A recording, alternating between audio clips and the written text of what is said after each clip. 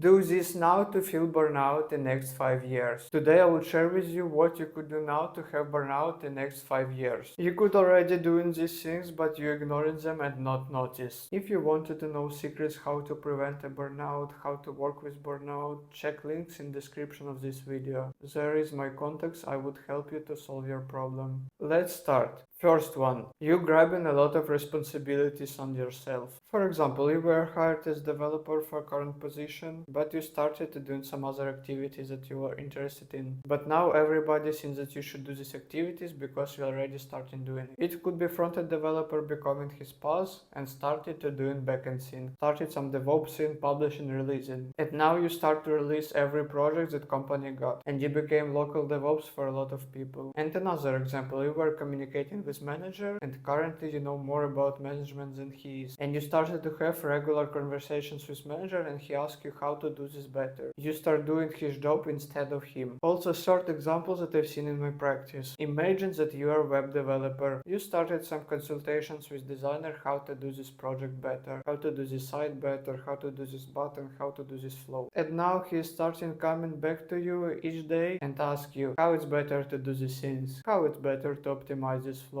What UI UX would be better to use here? What color should have this button? All of these examples could sound familiar to you. At the first time you love it because people come to you to ask help, you helping other people, you helping project to be better. When you started to do something new, expand new territories, it's good for you. But when you starting to doing other people work, it's very bad. These examples could be solved in other way. Of course you could help people sometimes, but you shouldn't do their job. Each person is hired for the job and have own responsibilities. You should accept it. Write in comments if you got such case on your work. And we would move to second thing that could speed up your burnout process. Second thing would be always be available. Some people on your work would contact with you before your working hours, in the middle of lunch, or after your working hours. It's very important to have a border here. As soon as you start answering them before or after working hours, you started to your burnout process. Now you showed everybody that you're available all the time, and they would use this, trust me. They would ask for your help on weekends and holidays, before your working hours, when you would be busy. If you would show them that you would always respond for some minor problem, it would be bad for you. At first it could be great experience for you, because people love when others came to them for help. I didn't mean didn't help any people. I mean here have a strong personal borders. Have a timeline where you wouldn't respond to any of work emails, any work messages. How it start burnout process. It blurs your borders. When your borders are blurred, everybody would use this. It would always be used to your own detriment. Imagine that you would eat, have a walk, and everybody would ping you with question. You wouldn't be able to forget a work in your everyday life. And this is a common reason for starting burnout process. Just pause this video, think about it for some time, and share if you got some examples. It's a common reason for burnout is software developer. And we would move to next one, third one.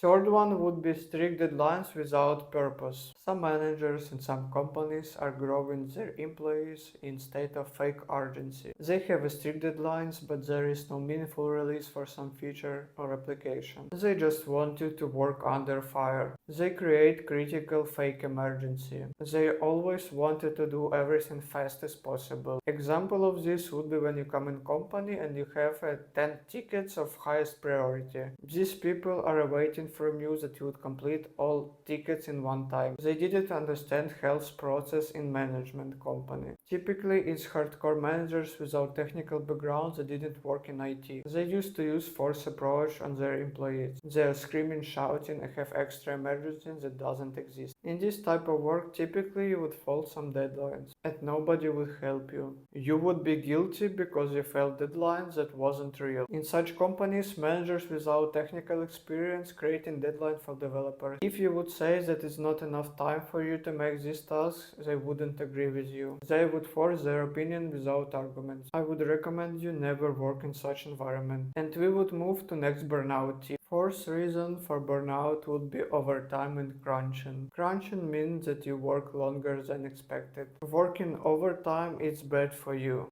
Of course, there are sometimes issues that are happening on production that need to be fixed as soon as possible. But if you would do the things regularly, it would break you. When you work in overtime, you exchange your free time on work. As long as you keep doing this, you didn't have enough relax. When you didn't have enough relax, you wouldn't have enough power to deal with stress. Overtime always leads to burnout because in your life there should be a balance. You could work a lot, but you also should relax a lot. If you would work a lot and without relax, it would kill your body. Basically, for some time you could work like this. In longer period of time, it would be ruin your body, ruin your mentality. Overtimes are keeping you in endless way of work. And typically working overtime, you fix something urgently. So you're always in rush. When you're starting to be in rush always, it's bad for you. Rush is needed to fix something urgently. You shouldn't use a rush as your day-to-day instrument. It's like emergency tool, because when you overtime, you're grabbing a lot of energy from your body and you wouldn't be able to give it back. Overtime consumes your inner energy, inner power. You exchange them to make your work longer, but it's not unlimited. It's like a full tank in your car. You wouldn't be able to fulfill it later. If you think now I would work but on weekends I would sleep, it wouldn't work in such way. It would lead to more problems with your health. And we would move to last tip. Last tip would be put work on the first place in your life. It's important to love your work, love that you're doing, but you shouldn't value it more than your life. If you're feeling bad, have illness, you don't need to work. If you have health problem, mental problem, it is always better to fix your problem at first place. If your life is cool and happy, your work would be cool and happy. If you're in rush or in stress in everyday life, your work also would be in stress. Your style of life empower how you would work. Your life is number one priority. Your feeling, your family, how you use this world, it's more important than work. It's your core values. You need to have a healthy relationship with them. If you would focus only on work, in short period of time you would have a lot of achievements on work. And also you would have a lot of spheres of your life that are going wrong. After some time, things that go wrong would be more than you would have benefits from your work. And it would speed up and boost burnout process in your life. It's a very common issue for software developers. If you would follow these advices, you would start your burnout in next 5 years. I would guarantee it. If you wanted to know secrets how to prevent a burnout, how to work with burnout, check links in description of this video.